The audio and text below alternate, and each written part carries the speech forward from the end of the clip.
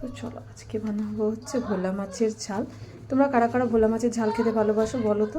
তো আজকে বৃহস্পতিবার ছিল, তো দেখো মাছটা পুরো চোখগুলো জলজল করছে। তো এইগুলো আজকে বানাবো হচ্ছে ঝাল। রুটি দিয়ে না সর্ষে বাটা দিয়ে খেতে কিন্তু বেশ লাগে। তো চলো ঝটপট করে বানিয়ে ফেলি আজকে। দেখো হলুদ মাখিয়ে রেডি করে নিলাম।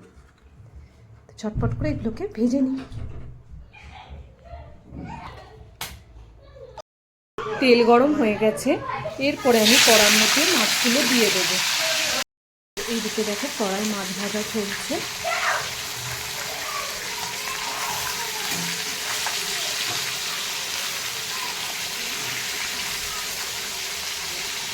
দেখো মাছগুলো ভেজে ভেজে তুলে নিচ্ছি।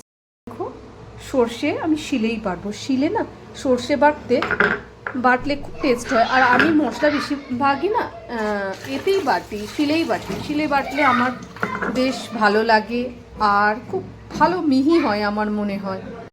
আর এই শিল নোড়াটা দেখছো, এই শিল নোড়াটা না আমরা গোয়ালিয়র থেকে নিয়ে এসেছিলাম। গোয়ালিয়রে স্যান্ডস্টোন থেকে কেটে এই শিল নোড়াটা কিন্তু বানানো হয়েছিল।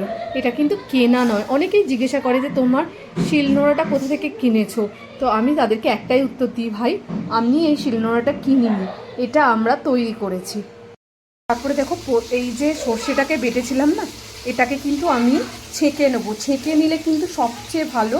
তুমি যদি সর্ষেকে ছেঁকে নাও তাহলে কিন্তু এর মধ্যে একটুও তেতো লাগবে না। অনেক সময় সর্ষে কিন্তু একটু তেতো লাগে, কিন্তু এরকমভাবে যদি তোমরা করো না সর্ষের যে কোনো রেসিপি, তো খুব ভালো হবে। ছেঁকে নেবে ঠিক এভাবে, তাহলেই দেখো এর রসটা বার করে নিলে কিন্তু সর্ষেটা খুব সুন্দর খেতে হয়। যে মশলা বাটা খেতে কিন্তু একটা অন্য ধরনের স্বাদ হয় কিন্তু। আর কম মশলাতে না এই শিলে বাটলে বেশ লাগে। এরপরে নিয়ে নেব হচ্ছে পোস্ত। পোস্তটাকেও কিন্তু আমি সেমভাবে বেটে নেব।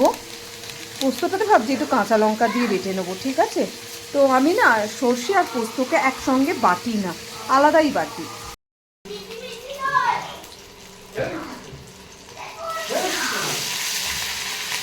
জলটা নাড়িয়ে নেব।